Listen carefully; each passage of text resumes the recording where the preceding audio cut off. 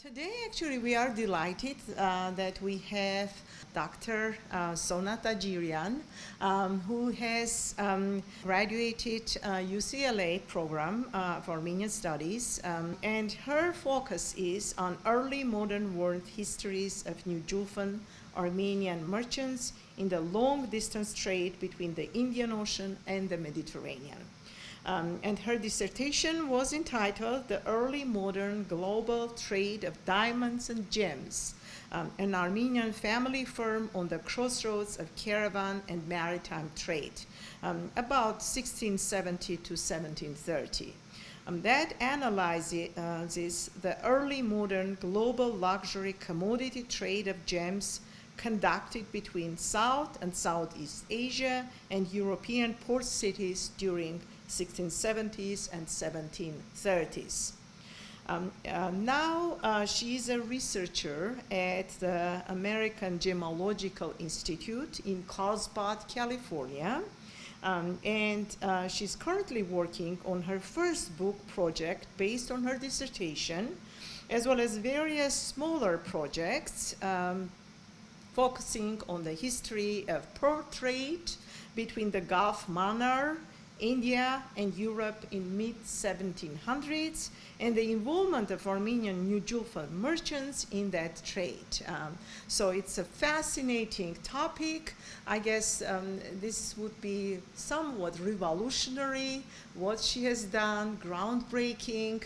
And today we have the opportunity, the great opportunity to hear her talk on the global lives of diamonds and precious gems, early modern Armenian firms in the luxury commodity trade of the Indian Ocean and the Mediterranean, roughly 17th, 18th century.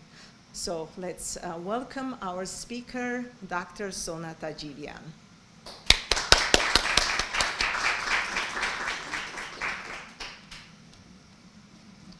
Thank you, Dr. Harutyunyan. It was a very flattering introduction.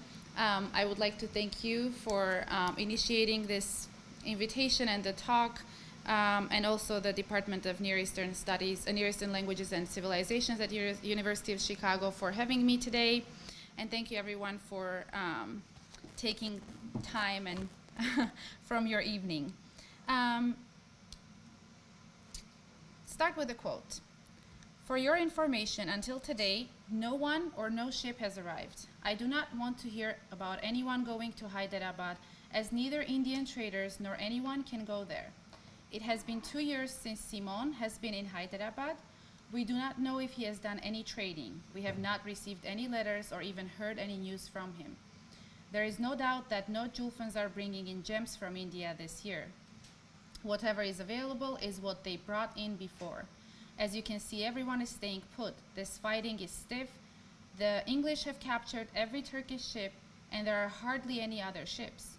Do not even doubt that today there are no traders bringing in gems, be they Armenian, Turkish, or European. End of quote.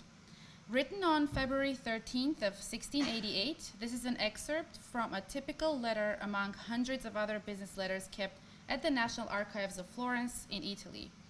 As you can see from the excerpt, the author of the letter is describing the situation near the legendary Hyderabad or Golconda diamond mines in 1688. The letter sheds light on an unfortunate instance in the history of gem trade and the gem dealers. As we find out, the political environment on the Indian subcontinent was volatile. The English were waging one of their many wars against the Mughal Indian Empire, which had resulted in a significant disruption to the flow of diamonds and other gems from the Hyderabad mines into the global gem markets of the 17th century. This letter also tells us that for at least 2 years, from 1687-1688, gem merchants who depended on this trade were not able to conduct any business at the most important gem market of the world, India. As our document sheds light on the situation around the Golconda mines, which are right here, you can see on the screen.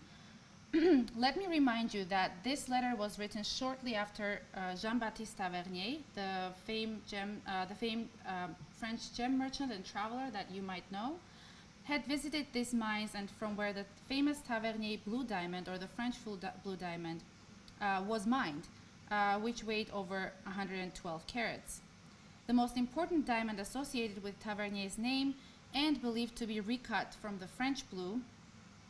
You can see the Golconda diamond mines here in 1725. It's a sketch. And this is Jean-Baptiste Tavernier. And these are some of his sketches of the Tavernier blue and other famous diamonds that he arguably acquired in India, but there are doubts about that. The diamonds were from India, but we don't know for sure if he bought them in India or he bought them in, for example, Iran. So, as I said, the most important diamond associated with Tavernier's name and believed to be recut from the French blue is the Hope diamond that you might have seen, currently part of the National Gem and Mineral Collection at the National Museum of Natural History in Washington, D.C. This blue diamond, among others, was purchased in 1669 by Louis XIV. It was, and I'm quoting, a large blue heart-shaped diamond cut in the Indian fashion, weighing 112 and 3/16 carats. In the next 40 to 45 minutes, I will take you with me on a journey of exploring the luxurious, lucrative, but at the same time dangerous and treacherous world of gem dealing in the early modern period. We will see how Armenian merchants traveled across the three gunpowder empires of the time, the Mughal, the Safavid, and the Ottoman empires, as well as Russia, Europe, South and Southeast Asia, to buy and sell diamonds, colored stones, and pearls. We will also try to contextualize the importance of New Julfan documents as part of a larger body of archives shedding light on the Asian involvement in the early modern trade of the Indian Ocean and the Mediterranean. But let us first start by looking at the time period in question, roughly the 15 to 1800s, recently coined as the early modern period by world historians. The early modern period has been singled out as a time of a quicker pace, more frequent movements, connections, mobility stretching out continents. These processes have not gone unnoticed by scholars of world history, especially in the last few decades, who have extensively used the term early modern to define the peculiar period that had, and I'm quoting, a new sense of the limits of inhabited world, because it was in a fundamental way an age of travel and discovery, of geographical redefinition, end of quote. The period extending from roughly, as I said, 15 to 1800s was a time when people on world historical arena were affected by processes that were powerful in terms of scale and influence, such as the creation of global sea passages that linked people through newly established transportation networks, the rise of world economy, the establishment of large states, a dramatic growth in world population, and the diffusion of new technologies. Throughout these new sea passages, mainly discovered, of course, as a result of the European explorations of the early modern period, people, ideas, commodities, and cultures moved on a greater scale of speed. This resulted in the creation of a world which was more integrated and interconnected through networks of circulation and exchange. Now, why was the early modern period specifically important for the gem trade? Well, it was important because the global port cities witnessed a huge inflow and outflow of gems. This was due to the rise of mining activities and an increased demand in gems. Long-distance merchants frequented the global trade routes by transporting luxury commodities from the gem-producing areas of Asia to the bustling markets of Europe, the New World, and vice versa. The famed emeralds for Colombia, for example, I think this is a good example, already in the late 1500s would end up in Spain and Manila, the Philippines, on the famous Manila galleons, from where they would be transported all the way to Goa in the Mughal Empire and different European cities. One good example that demonstrates the scale of the global circulation of gems during this time is the Spanish treasure galleon Nuestra Señora de Atocha and its fate. Atocha left Havana, Cuba in early September 1622 and was headed to Spain. Late to complete its cargo, Atocha left Havana in the very beginning of the hurricane season, for which reason the ship sank only a day after it had embarked on its journey to the Old World. Aboard it, Nuestra Señora the Atocha was carrying 70 pounds of Colombian emeralds and emerald and gold jewelry that you can see on your screens, along with other commodities such as mainly, of course, silver from Potosi, Bolivia, and gold. These emeralds were discovered near Key West, Florida in 1970s by Mel Fisher, along with 40 tons of gold and silver, and are still considered one of the most beautiful emeralds from the Colombian Muzo mines. One of the many things we do at the Gemological Institute of America, not me, of course, I'm not a geologist, is testing colored stones and in some cases even determining their origin. The GIA gemologists actually and scientists examined 7 emeralds, an emerald and gold rosary, 2 rings, a brooch, and other items from the Atocha in 1988. These are some of them that GIA examined. They confirmed that these emeralds had the characteristics of Colombian emeralds. It is important to mention that Atocha was not the first known example of the intercontinental movement of gems, as Colombian emeralds and pearls from the New World had already started showing up in the Old World at the end of 1500s. This is very early, if you think about it. So basically, after Columbus's discovery. Atocha's emeralds are an amazing example of the scale of trade that was happening between continents in the early modern period, and goes to show why the early modern period, specifically after the European explorations, was special in a sense. Never before had commodities traveled longer distances than in the early modern period. The early modern gem trade was historically considered to have been the monopoly of large joint stock corporations of the time, which were the East India Companies. The East India Companies were incorporated by royal charters of the biggest European states in the beginning of the 17th century. Of course, the Portuguese Estado da India came a little bit earlier. They were, in fact, the first joint stock corporations in history. On a smaller scale, gems were known to have been traded by private Jewish mercantile groups or networks, both the Sephardim and the Ashkenazim, while some European travelers and contemporary historians from 1600s and 1700s mention Armenian and specifically New Julfan merchants in their treatises as talented gem dealers. There was no systematic archival research to back this theory until very recently. New Julfan Armenian mercantile archives are mostly spread out in major European cities. They mostly contain thousands of archival documents pertaining to 3 New Julfan family firms that we will be talking about today, from mid-1600s to 1700s. But before we get into the details of the Armenian involvement in the luxury trade of gems, let us first brush up our memory on how the New Julfan mercantile network came about, especially for those of you who have never really had any exposure to this history, to the history of these merchants. So the history starts when the Safavid ruler Shah Abbas deported around 300,000 Armenians and others from the frontier territories of his empire in 1604, 1605. The inhabitants of the small mercantile town on the banks of Arax River, Old Julfa, were resettled in Isfahan, the capital of the Safavid Empire. This was the newly established capital of the Safavid Empire. They soon built their own suburb and named it New Julfa after their hometown. Soon afterwards, Shah Abbas granted them administrative and religious privileges based on their reliable reputation. These privileges could be compared with the ones that the dhimmi communities living under the Muslim rule were given in the early modern period, only they were significantly more substantial and better.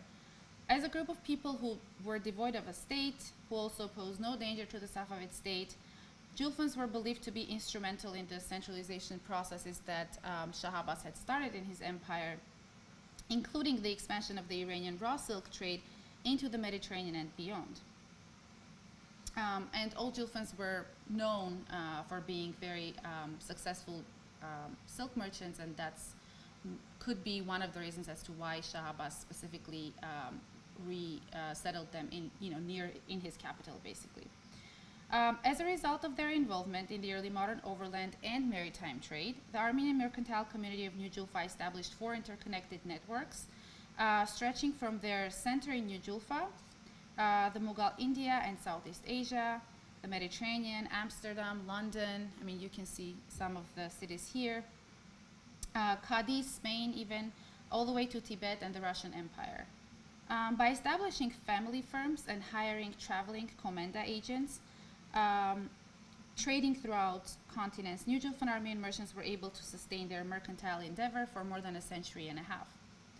During this period, they became a prominent early modern trade diaspora, to take Philip Curtin's famous term, whose network extended across all the three major gunpowder empires, as we saw, Muscovite Russia in the north, as well as across all the European seaborne empires in the early modern world. They were mostly involved in the trade of silk, textiles, spices, and most importantly, we find out gems. The Julfan network survived up until 1745, 1747, when its nodal center in New Julfa collapsed, and this was because of Nadir Shah's reign and his disastrous taxation policies imposed on the township population. We could argue that one of the improvised, as argued by some historians, outcomes of the deportation of Armenians from Old Julfa was their incorporation into Safavid Iran's silk trade. Julfans were known for their involvement in this trade before their deportations. In this sense, they came to be seen by Shah Abbas as very useful agents in the promotion of Safavid Iran's raw silk exports. And this was thanks to their knowledge of languages, one of them, and the fact that they were Christian and had easier access to the important European markets. Precisely for this reason, New Julfans have traditionally been looked at as predominantly silk merchants. We will see in the next half an hour that this was not necessarily the case, at least in the second half of the 17th and the first half of the 18th centuries. New Julfans were huge cultural and religious benefactors and commissioned the building of multiple churches, such as the one that you see on your screens, which was the main cathedral of New Julfa, the All Saviors Monastery. Just to give you an idea as to, this is the interior, more photos for you. And just to give you an idea as to what New Julfan merchants looked like, here you can see a few portraits of New Julfan merchants in the 17th, 18th centuries. Some of them, as you can see, wearing, this guy, for example, wearing different jewelry items or rings or even clothes studded with gems. Diamonds and gems formed some of the most lucrative global commodities of the early modern period, and they provided an important link between the production or mining centers in India and the Mughal Empire and consumption centers in Europe. Gems fitted perfectly into the range of commodities that were easy to carry and transport. Therefore, they were one of the most luxurious and valuable items circulating throughout the global mercantile routes of the period. However, as opposed to other popular commodities in the early modern period, diamonds, and I'm quoting, were unusual.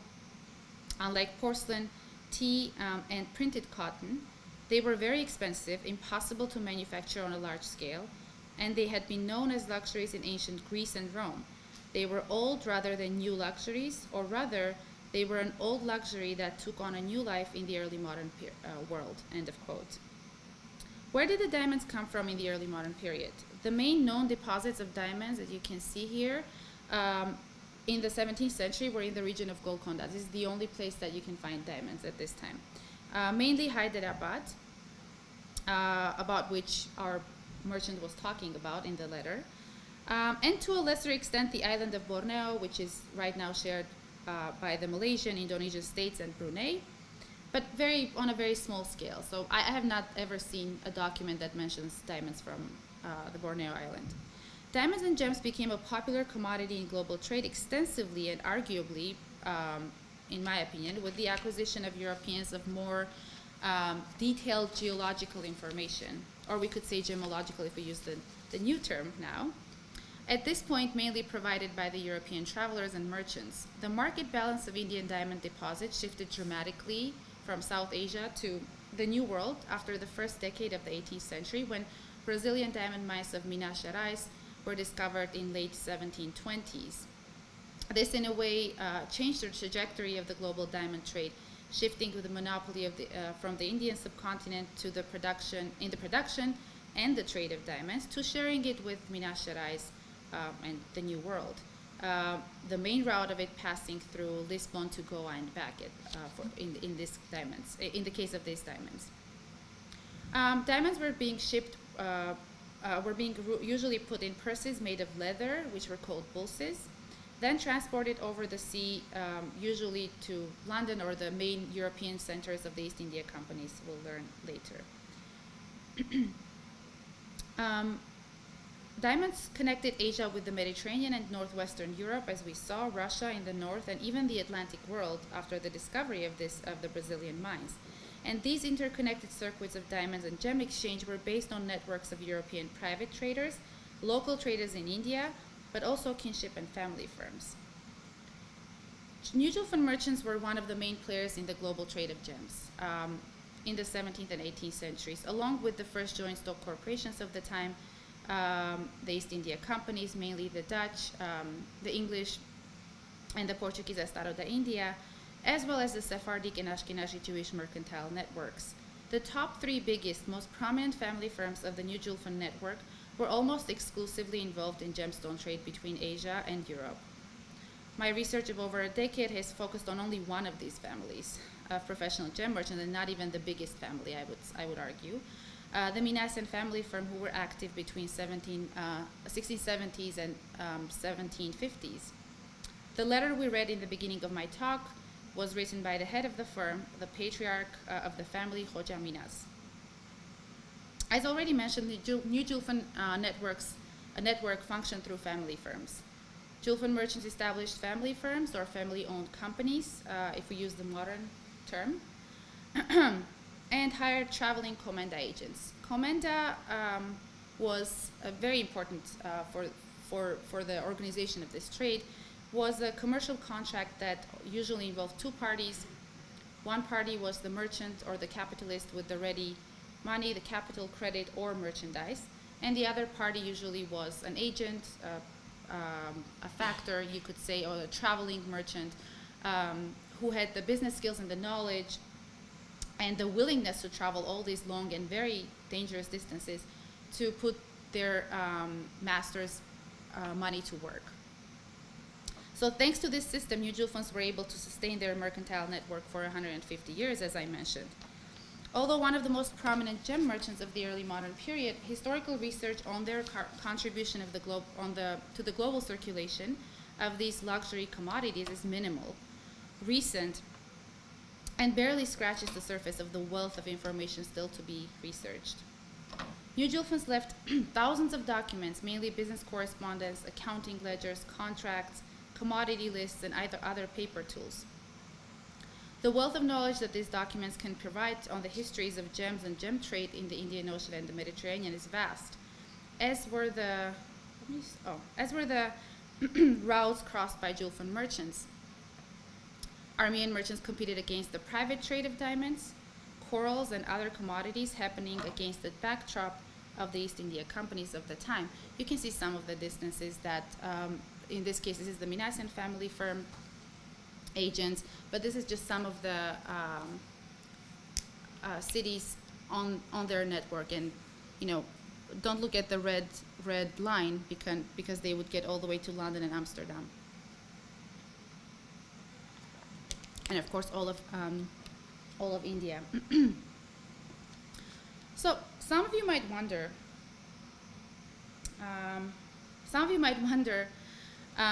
Why there is so little research on this massive treasure of documents, and why is that historians did not know about the Armenian involvement during this time up until recently? Well, for that we need to focus on the details of the language that these documents were written in. The language of the vast majority of the archival documents is the now extinct mercantile dialect of New Julfa. As opposed to the dialect spoken by the inhabitants up until today in New Julfa, this dialect was only written by merchants. The scholarly community working on New Julfan documents, which is only a handful of people, has not yet even agreed on whether this was ever a spoken dialect or not. It probably was, or at least the contemporary, people who weren't merchants would probably understand some of it or most of it, but we really don't know. New Julfa dialect is arguably one of the most obscure written languages in the world. The vocabulary is a combination of multiple languages, Indo-European,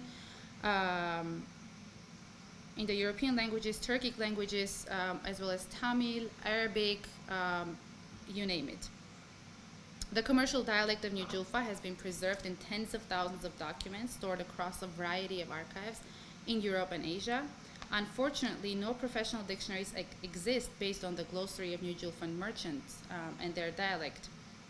The bulk of documents shedding light on the gem trading activities of family firms contains a special gemological glossary, which poses even more problems in understanding the content of the primary source material.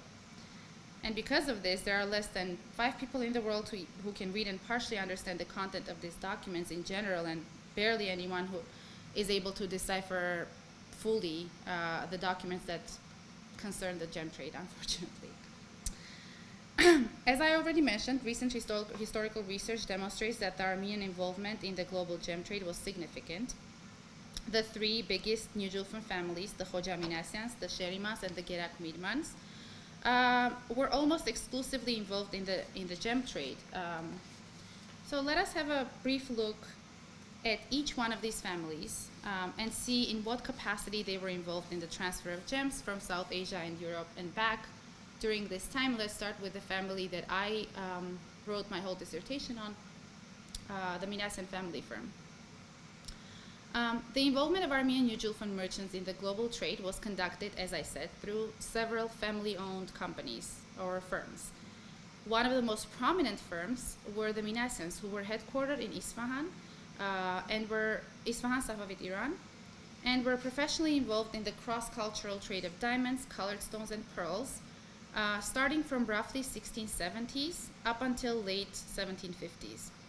The Khoja Minasyans were probably one of the Armenian families who were deported by Shah Abbas in 1604 and 5 to New Julfa.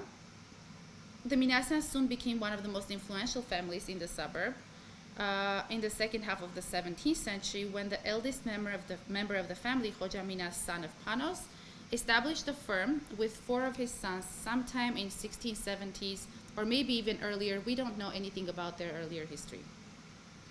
The Minasyan family's exclusive involvement in the global gem trade is specifically evident from the extensive business correspondence that the family left behind from 1670s to 1700s.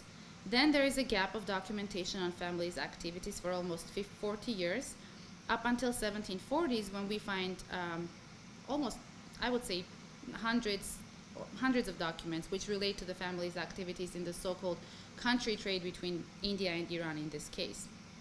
A preliminary look at this document shows that the Minasyan firm continued to deal in gems during the 1740s, but even more so, it seems, was involved in the natural saltwater pearl trade from Tuticorin, the Bay of Bengal, closer to Sri Lanka, transporting them to India, Basra, Europe, and elsewhere.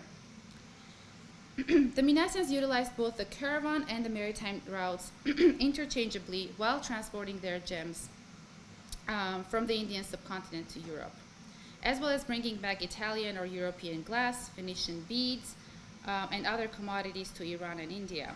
The Minasyans transported their gems via caravan trade routes, or they circumnavigated the Indian subcontinent on their way from West Bengal or Surat to Basra, Europe, and elsewhere, a lot of times using the English East India Company ships. The Minasyan agents transported purchased goods from Livorno or Venice, so that you have an understanding, to Aleppo, then Baghdad, to Basra and beyond, all the way to the Indian subcontinent. In front of you are a few folios from a brown leather-bound ledger kept at the Museo Gorer in Venice, under the number PD 66. It was written by the head of the Minasyan family firm, Khoja Minas, and was simultaneously a commenda contract between him and his agent, Agha Matos. Agha Matos was the branch representative of the Minasyan firm in Livorno. So we find that they probably had a branch representation of the company in Livorno, headquartered in Isfahan, keep that in mind. And this was most probably due to Livorno's central role in tax-free commerce in Europe and the influence of the Medici family, of course. Here, for example, you can see the San Gregorio Illuminatore church, the Armenian church in Livorno. It's closed now. This is the facade. And this church was actually founded by Agadi Matos. It opened its doors. It's very common that gem merchants would fund churches. We'll see in the next few slides. So Agadi Matos actually founded this church, which only opened its doors after he passed away or actually was killed in front of this church. So it opened its doors in 1714, and you could say there is a lot of gem business money probably invested here.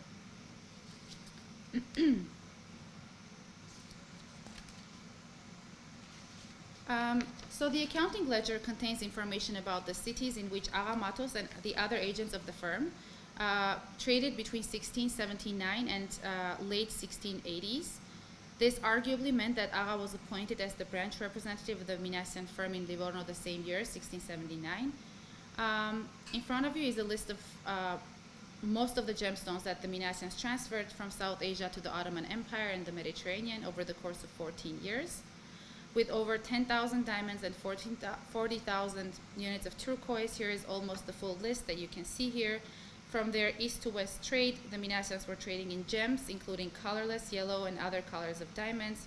10,573 between the years 1679 and 1693. Turquoise, 43,500 of them. Rubies, emeralds, pearls, sapphire, topaz, jasper, garnets, aquamarine, tourmaline, cat's eye, mother of pearl, black amber, and of course pearls. Next in importance after, and these are the gems are listed right here with usually with their carat weights. So next in importance after gems came the South Asian textiles. This is also another commodity that almost all the gem merchants have in their inventories. Musk, ginger, rhubarb was another interesting one. Cotton from Gujarat, fragrant plants and roots were among other commodities that the Minassians traded with. But gems are undoubtedly the main commodity. For the later period of family's gem trading activities, specifically during the late 1740s, we resort to the thousands of documents that traveled on board of the Armenian freighted ship Santa Catarina, captured by the English Navy near Cape Comorin in 1748. This incident was part of a series of captures conducted by the English as part of their war efforts against France. Santa Catarina was traveling from Basra to Calcutta in the Indian state of West Bengal and was carrying a huge archive of the Minassian family firm documents on board of it, and a few family members too, actually. This lengthy document that you see on your screens, for example, this is from Santa Catarina, tells us that on November 15th of 1746, Harutsun, a Komenda agent of the Minassian family firm, took hundreds of pearls and other gems, including sapphires, diamonds, rubies, and emeralds. So this whole section is pearls, and then the rest are colored stones and diamonds. The majority of the consignment were pearls of various shapes and colors, most probably fished from the Gulf of Manar. A quick glance at the thousands of documents confiscated from the Santa Catarina ship, which shed light on the business activities of the Minassian firm in 1740s, shows that the Minassians were involved in the trade of natural pearls, something that we didn't really know anything about, carrying them between India, passing through Gulf of Cambay, all the way to Basra, and from there probably to Europe. I don't want to be biased, and I want to move on to the next family. This is a map that me and my colleague actually made at GIA a few months back that is based on, I would say, all the archival documents that I had researched in the past 10 years, and the information that they provided about the localities of gems. This is strictly Armenian sources. And also the routes that these gems or the Armenian family firms took to transport them. I've added emeralds and pearls here, but of course Armenians weren't involved in this. These were too important to skip. We were talking about the Colombian emeralds. This is where they would go all the way to Spain, or they would go this way and end up in Manila, the Philippines. So look at the distances that these gems were crossing already late 1500s. Let's move on. And this is the type of information that you could get from, let's say, just this one letter, where you can see a journey of a 5-carat rose-cut diamond in 1685. You know, who was taking it, where they took it from, what happened to it. This is all the type of information that we can get just looking at this one document, just as an example. If I have time, I will tell you the story, but I don't have enough time. Okay, let's move to the Sheriman family, or the Shehrimanian family. The Sheriman family were among the wealthiest and the most prominent Roman Catholic Armenian families in New Julfa. They originally were from Old Julfa and were deported to Safavid Iran again by Shah Abbas in 1604-1605. The patriarch of the family was Agha Murad, who was among the family members deported by Shah Abbas. One of the most influential figures of the family was Sarhad Shehriman, whose son Zakariadi Sarhad, the chief minister of the Safavid Shah at the time, had presented the Russian Tsar Alexei Mikhailovich with a golden throne that you see on your screen, studded with thousands of diamonds and other precious gems in 1659. This throne that you see, which was used for the coronation of many Russian Tsars afterwards, contained 876 diamonds and other gems. This gift gave the Armenian merchants the opportunity of transporting their goods via the northern Russian route, which was shorter than the one through the Ottoman Empire, and also a very dangerous and a tricky one a lot of times, especially for their Iranian raw silk, of course, that they had won the monopoly of exporting earlier in the 17th century.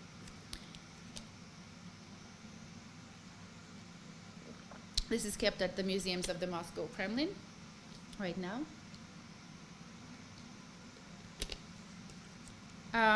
The Sheriman family had started sending out their comenda agents to trade in Italy as early as 1613, when we have archival proof that they owned a house in Venice.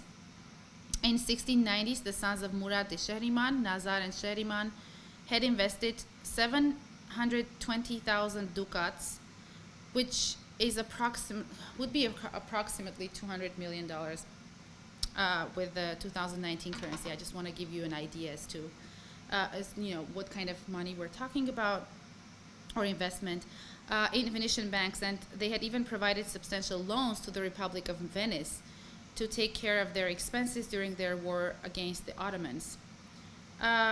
This was an enormous amount of money for the time, which also made the Sherimans one of the biggest taxpayers in Venice. Extending loans to the royalty of Europe gave the Sherimans the opportunity of socializing with the elites of Europe, considering that the gem trade was a predominantly luxury trade. The social capital of gem merchants was vital, of course, when buying and selling expensive gems. The Sherimans had fully established in Italy in 1690s, where we have substantial archival evidence about this. They had moved a lot of their capital from Julfa to Italy. It seems that at this point Sherimans were very successful in their commercial endeavors, partially, if not fully, probably thanks to their gem business. For example, there is evidence that in 1692 negotiations were taking place in the Propaganda Fide about moving 200,000 Venetian ducats from Isfahan to Italy. In 1696, the Sheriman family was granted a citizenship of Rome by the Pope Innocent, which itself opened opportunities for the family members to acquire the social capital that we were talking about, the importance of which is indispensable. With a network stretching to Amsterdam, a center for diamond cutting and gem trade in general, Venice, Livorno, Isfahan, just to name a few, this family was involved in early modern gem trade at least from the middle of the 17th century. The coat of arms of the family that you can see on the screen depicts a crown studded with rubies and emeralds that you can see here, serving as a symbol of their professional interest in gems, probably. Many coat of arms You have, of course, the crown, but not necessarily, have studded gems on them. So I assume that it could be a sign of the importance of gems for their family. According to Evelyn Korsch, in 1707, the stock of Giacomo Scheriman, who was overseeing the Scheriman family firm gem trade in Amsterdam, as you can see, I'm quoting, comprised jewels and gems worth 24,190 ducats, apart from very exclusive jewels such as, for example, a pearl necklace for 3,600 ducats or diamond earrings for 2,200 ducats. Giacomo also offered an extraordinary diamond with a weight of 51 grani worth 9,000 ducats, end of quote. Giacomo's father, Gasparo Scheriman, in the period between 1707 and 1717, sold diamonds and diamond jewelry for 50,000 ducats, as well as pearl jewelry for 14,000 ducats. You can see a few family members of the Scheriman family here on your screens. We're now going to talk about David, who is not here, unfortunately. Who is this guy right here, whom you see on the slide. He directed the branch of the Scheriman family firm in Livorno, keeping ties with Venice, the latter still being one of the most important diamond trade centers.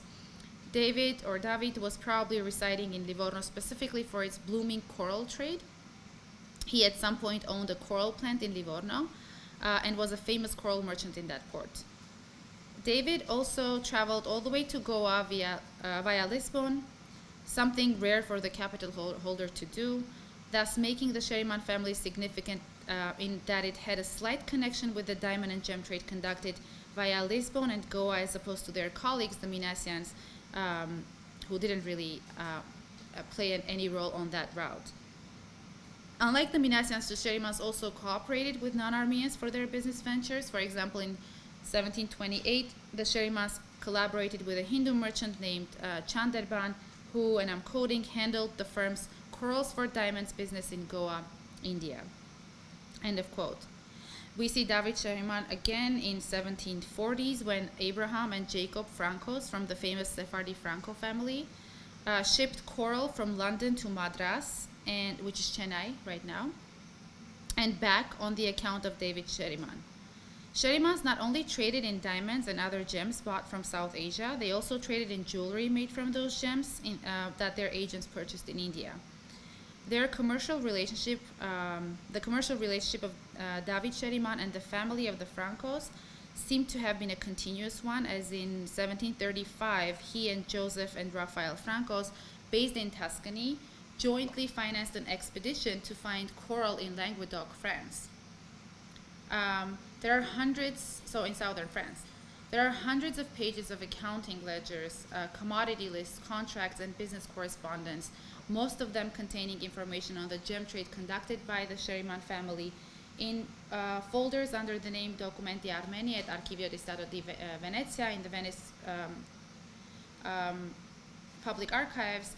While these documents have been analyzed by scholars of Julfan history before, none of them have looked at them for the evidence that they could offer on the Scheriman's involvement in the gem trade. Let's move to our last family, the Gerak Miedmans, who were one of the biggest gem trading New Julfan family firms of noble ancestry in the second half of the 17th century and the first half of the 18th century. Operating from Europe and Asia, Gerak Miedmans were professionally involved in long-distance gem trade. Headquartered in Italy and Safavid Iran, their agents, as you can see, all of them have branch representation in Italy as gem merchants. Gerak Miedmans were, their agents operated on the global gem trade routes between the three gunpowder empires, the Safavids, the Ottomans, and the Mughals, and the consumer markets of the Mediterranean and Northern Europe from roughly 1650s until the beginning of 1700s. Gregorio Miedman was the envoy of Persia to Italy, as attested by the family tree of the Gerak Miedmans, as well as an official certificate preserved in the family's Book of Nobility. These two images are actually from the Book of Nobility of the Gerak Miedman family, which I photographed in Armenia. This is one of the rare Yujulfan documents that we have at Maltanadan in Armenia. Gregorios' brother, Ambrumaga, on the other hand, was the agent of the king of Persia in Asia. The coat of arms of the family, as you can see again, portrays a crown atop of a double-headed eagle. The crown is studded, in this case, with diamonds and rubies, serving again as a symbol of their professional interest in gems. In the middle of it is a honey pot that you can see, with a swarm of bees flying over it, most probably symbolizing the extensive network of Comenda agents that worked for the family firm. Crossing long distances to sell gems and other early modern commodities, these bees, or the Comenda agents, put the money of their capitalist managers to work, bringing in their high profits and putting them in the honey pot of the extended family. According to the accounting ledger of one of the Comenda agents of the Mirman family, Hovannes Derdavtian, throughout his journey of 1682-1693, the accounting ledger is kept in Lisbon, Portugal. He bought various gemstones. For example, he bought amber, around 32 kilograms of coral, as well as carnelian, to sell them in Tibet and other major Asian cities. We don't have much information about other agents from the Mirman family.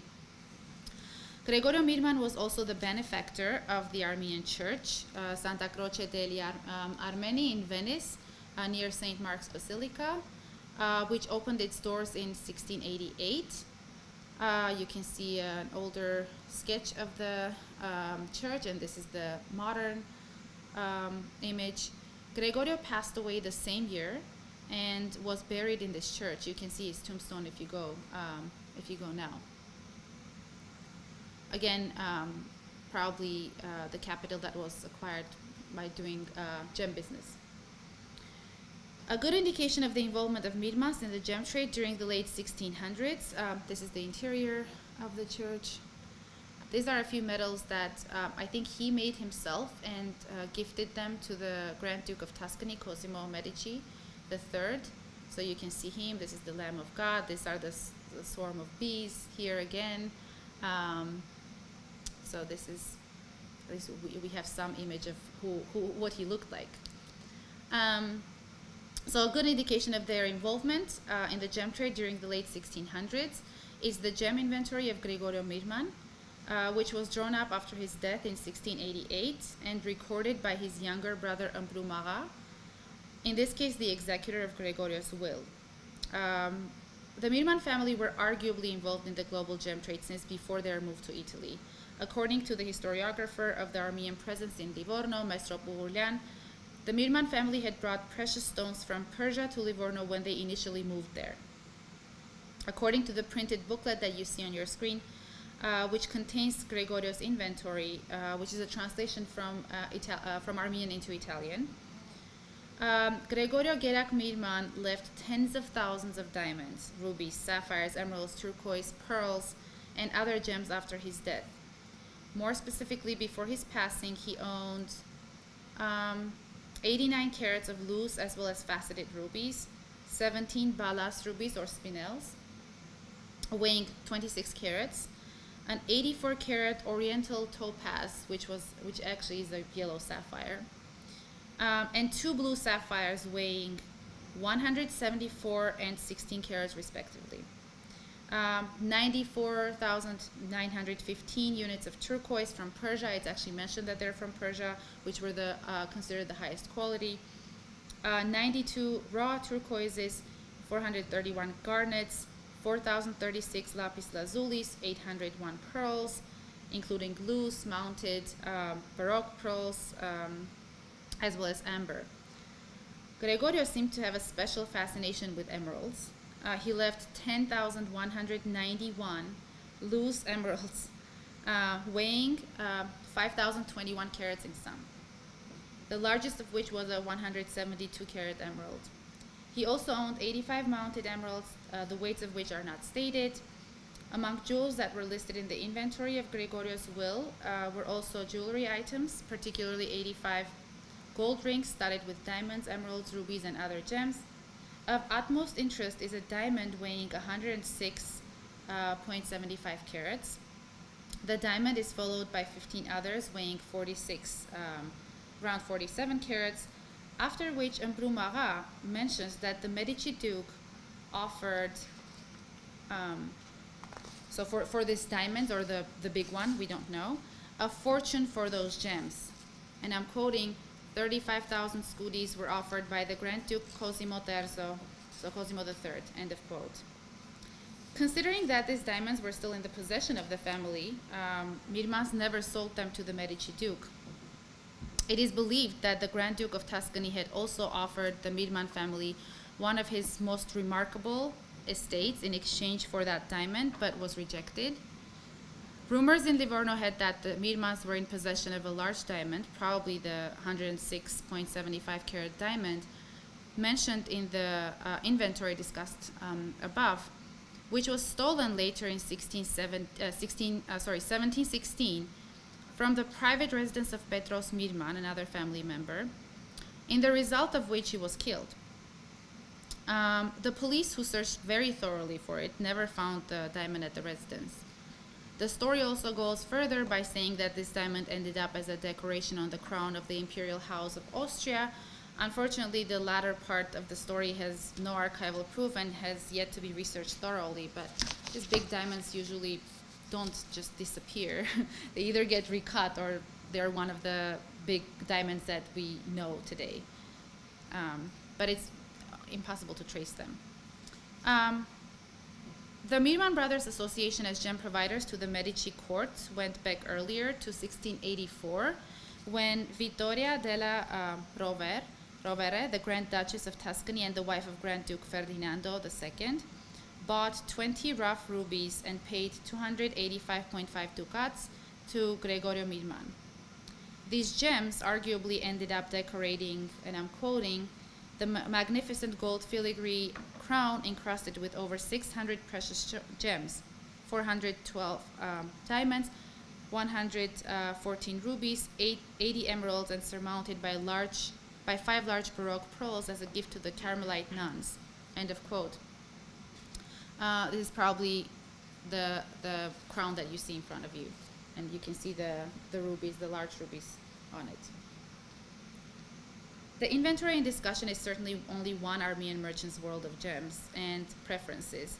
Whether Gregorio collected these gems or intended to sell them afterwards will remain a mystery, but it's very rare that we get an inventory like this, especially exclusively belonging to a gem merchant and exclusively including gems. It's very rare that we get that kind of information when we talk about gem trade, because we need to keep in mind that gems were very easy to smuggle and also difficult to trace. So it's, whatever type of information, this detailed information that we get is a huge contribution to the history of gem trade.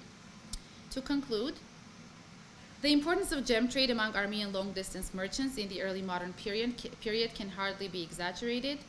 Gems were a convenient and a highly mobile commodity, the movements of which reveal an intricate and a robust network of circulation and exchange in the early modern world. The thousands of archival documents shedding light on the gem trading activities of New Julfan merchants, as well as the extensive long distances crossed by their family firms' agents, make an argument against the idea assigned to Asian merchants by mostly Western scholars, and this is in the beginning of the 20th century, that Asian merchants were mere peddlers, operating against the larger corporations which were the East India companies of the time. It must be noted that the criticism against the Asian commerce as being inferior and unimportant has more often than not been speculative due to the lack of available archival material. Considering the scarcity of archival sources on early modern small-scale Asian merchants, of whom New Julfan firms are very good representation, and the abundance of European corporate archives of the joint stock corporations, it has been a challenge for scholars of world history to give more agency to Asian mercantile groups and family firms, 3 of whom we briefly discussed today. And this is because of the lack of access to any kind of archival research. My own research of a decade has only focused on a single family archive of gem merchants from the Minassian family firm, and has provided some clarity in this matter. The research into the importance of New Julfan Armenian family firms in the global trade of gems might not be of much significance if discussed as an isolated event. It is the larger impact that Julfan family firms had on early modern Eurasian trade, as well as how their economic history can contribute to the early modern studies of Long-distance trade, that is noteworthy. While counting thousands in number, the available archival material, including business correspondence, legal commercial documents, as well as accounting ledgers and other tools, paper tools, research into the history of gem trade conducted by New Julfans has only scratched the surface of their impact on the Eurasian intercontinental trade. Taking into consideration the scarcity of material on Asian family firms and merchants, it is of great importance to further investigate a larger group of early modern Julfan family firms in the hope of providing enough archival base for economic historians to make larger, more definitive arguments on the understudied history of smaller scale Asian trade. And gems are a very good starting point, if you ask me. Thank you, and I'll be happy to answer your questions.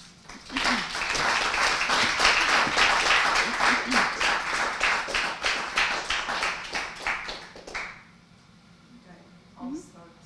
Thank you very much. Fascinating presentation. We know much more about the jewels now and the trade. I have actually a couple of questions. One of it is, do we have evidence that those traders, merchants, also were involved in jewelry making business? Like you showed like the commissioned crown, and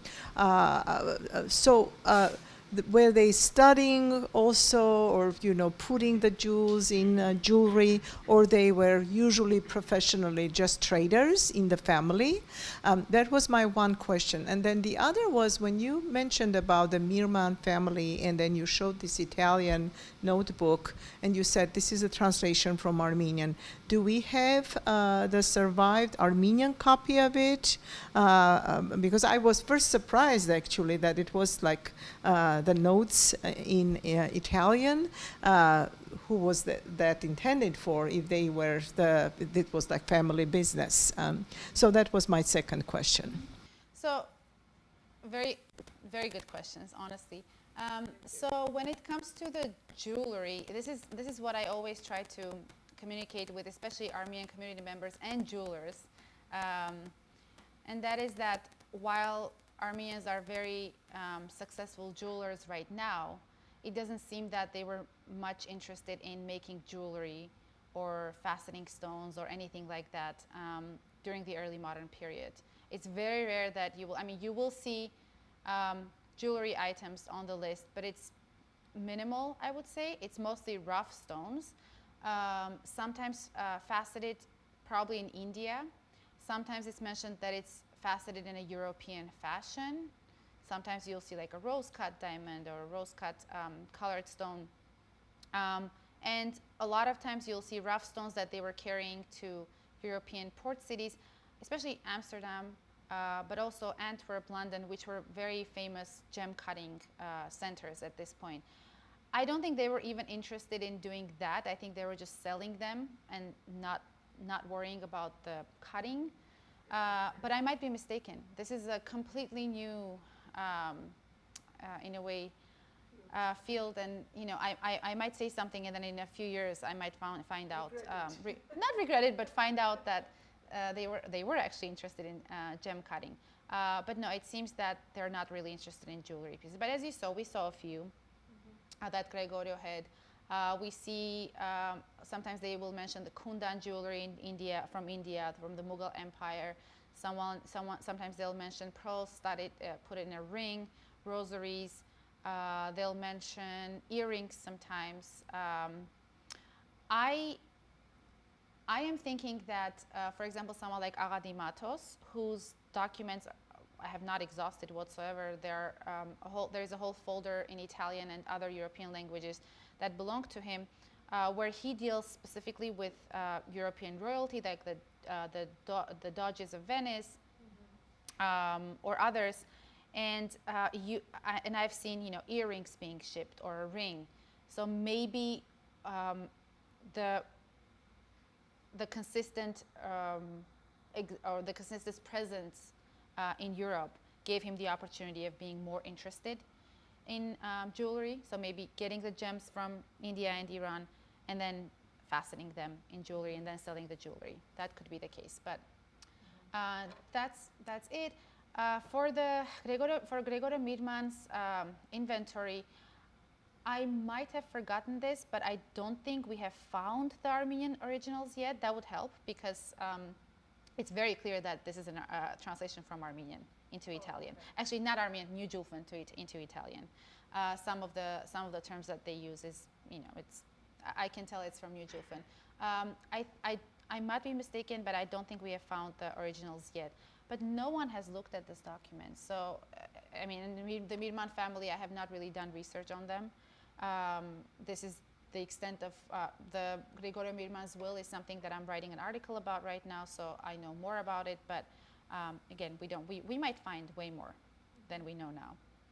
And usually the translations are happening when there is some type of a court case going on, or sometimes I think this, I don't remember about this one, but usually there's a court case or they're trying to prove something. For example, their nobility. I think they were trying to prove their nobility in Venice or to the Propaganda Fide, and that's why they translated their Book of Nobility into Italian for it to be available, because it mentions what kind of titles they had, where they came from. So we know a lot more about the earlier history of this family than of other families. But court cases are my favorite because then we have extensive documentation. Mm-hmm. Thank you. You're welcome. Any other questions? I have a question. I don't know if I read this. So with the Asian family trade route, is there a preferred currency, or did it just depend on where they were with the transaction? It depended on where they were. And it's not just the currency, it's everything. So for example, when I mentioned the combination of multiple languages, so let's say if you're looking at a document that is mostly on pearl trade, and this is from the Gulf of Mannar, then you'll find a lot of Tamil words because it's closer to Sri Lanka, and pearls are closer to fished from near those waters, the Gulf of Mannar. Then you'll see a lot of Tamil words in those documents. If they're doing trade in Europe, then you'll see European currencies, you'll see European words being used in the New Julfan dialect, and so on. And that's a very good question because that was one of the cornerstones, I would say, of the success of a merchant, knowing the different conversions and currencies and weights and measures, especially if you're a gem merchant. That's what your business is relying on. And for that, New Julfans actually had a textbook that was arguably used at the business school of New Julfa. It's by Vanandetsi. It's called Weights. I don't remember the name the whole name, but it was a textbook that taught future merchants about the different currencies, how they changed from one city to another, not even a state, but from one city to another. How to deal with cheating, how to make sure that you have all the information that is required in that particular geographic location to make sure that your business kind of was conducted smoothly. One other question related to that. One of your slides mentioned they value jewelry in ducats. Is that a currency? Yes, that was a very common currency in specifically the Venetian Republic, but in Italy during this time. Venetian Republic. Italy in general, yes, during this time. Anybody else? First of all, this was fascinating. Thank you so much. Thank you. It's just amazing. And the fact that this is breaking new ground and you're researching stuff that nobody's looked at. There is a reason they didn't look at it, at this topic. I have to say. Yeah. That was cool. They were smarter than me. Yes. So you mentioned Julfa and New Julfa. Is New Julfa also Isfahan? Yes, so New Julfa was a suburb in Isfahan. And where was Old Julfa? Where was what, sorry? Oh, right here. Let me show you. Let me play this. So you'll see this is Old Julfa, closer to Tabriz. And this is on the banks of Arax River. and this is New Julfa right here, which is in Isfahan. You're welcome.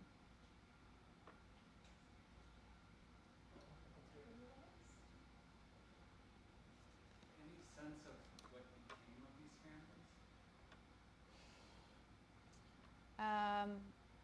I think the last descendants of the Mirman family, I mean, we actually do have one of their descendants who even wrote a dissertation on their family, but very soon after, I would say around already 1800s at least, they already didn't have any of the fortune. They had a lot of debt.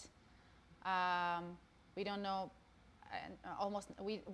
the Minassian family firm, we know they spread out after the collapse of New Julfa, went all the way to even Georgia, Russia, India, and so on. But again, we don't have any information on what happened to the gem, so the money that was generated from the gem business, unfortunately.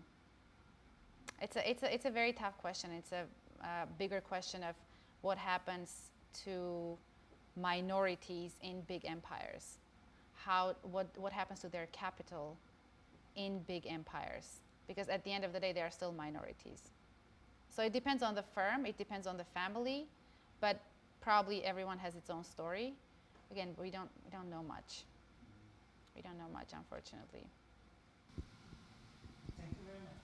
I have two questions. First is, how they were maintaining their safety while traveling, especially over the land routes when the caravans, because it looks like they need an army, and that would attract also more attention. And the other is somewhat related to your last comment.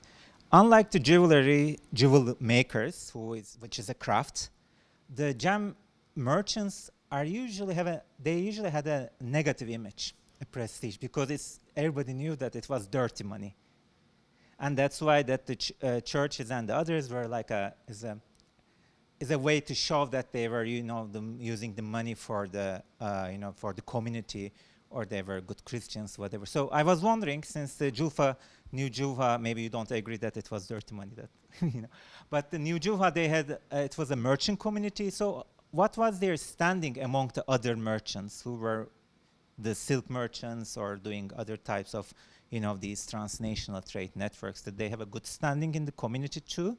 Were they respected as the others?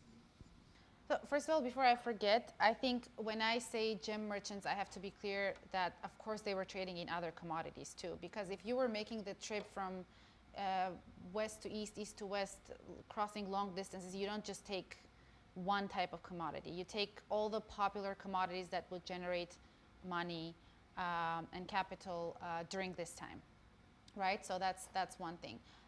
Second, I was going to ask you, so are you talking about specific opinions about gem merchants that you have read about?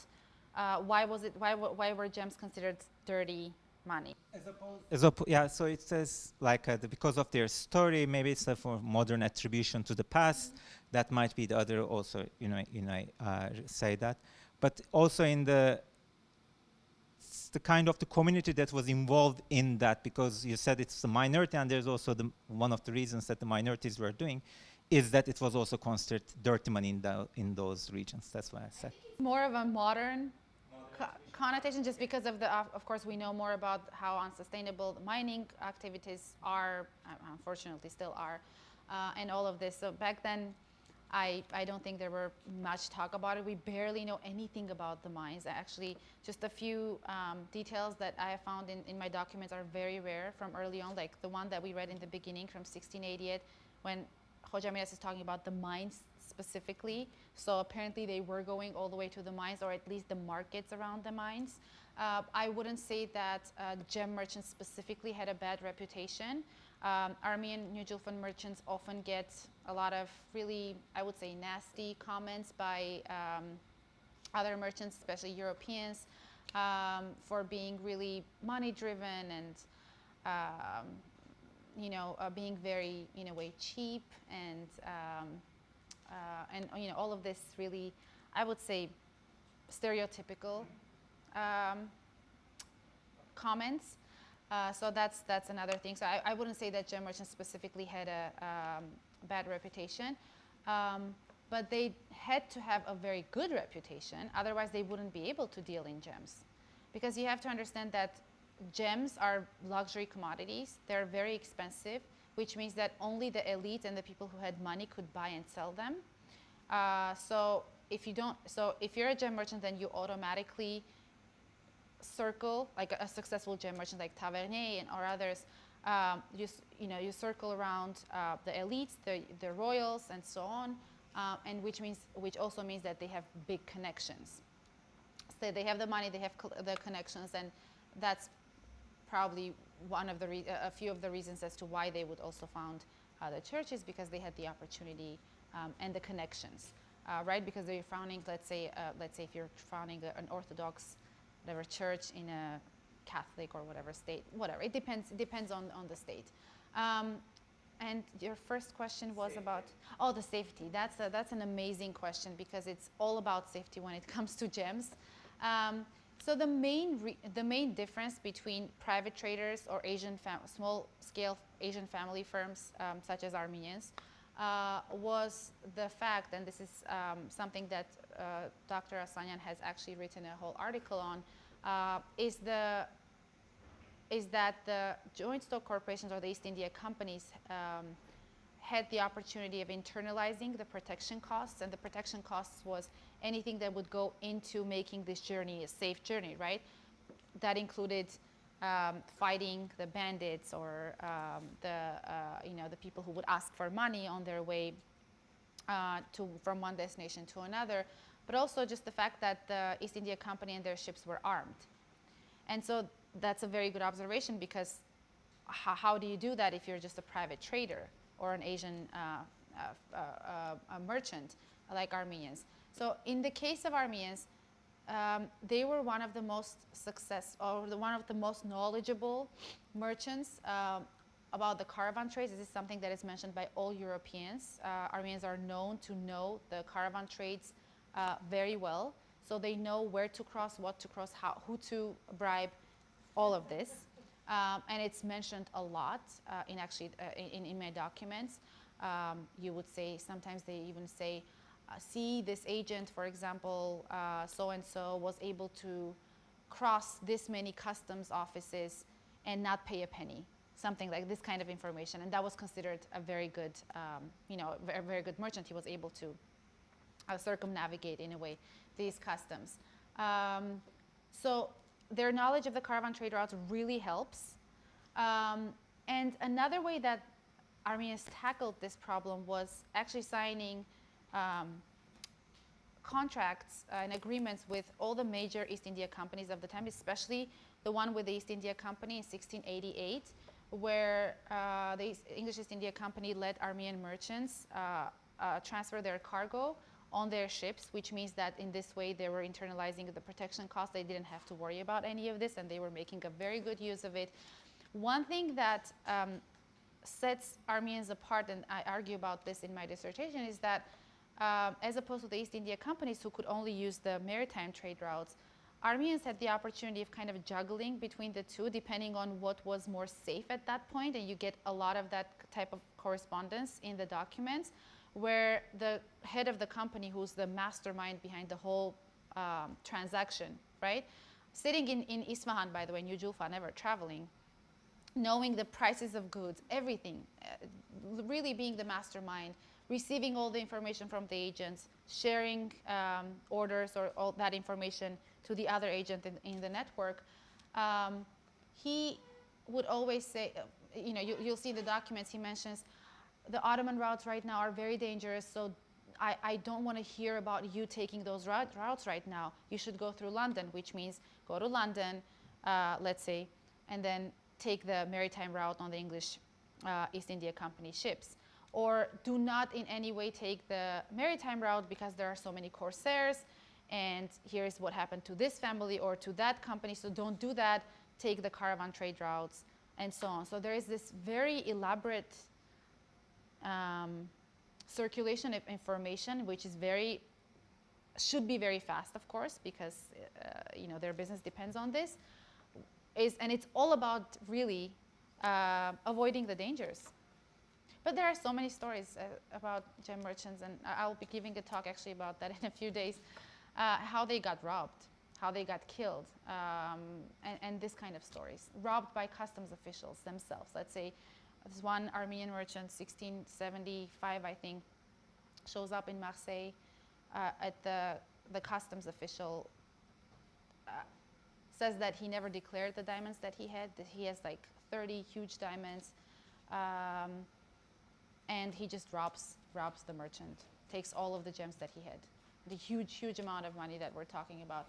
And the one last thing about, I think the circles, that the reputation and everything, most of the famous big gem merchants, regardless of them being European or Armenian or any other, they almost all know each other.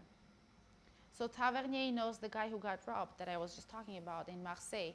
Aradi Matos is someone who writes to Louis XIV and asks him for things. So this is a very elite circle of people who usually know each other. I hope I answered all of it.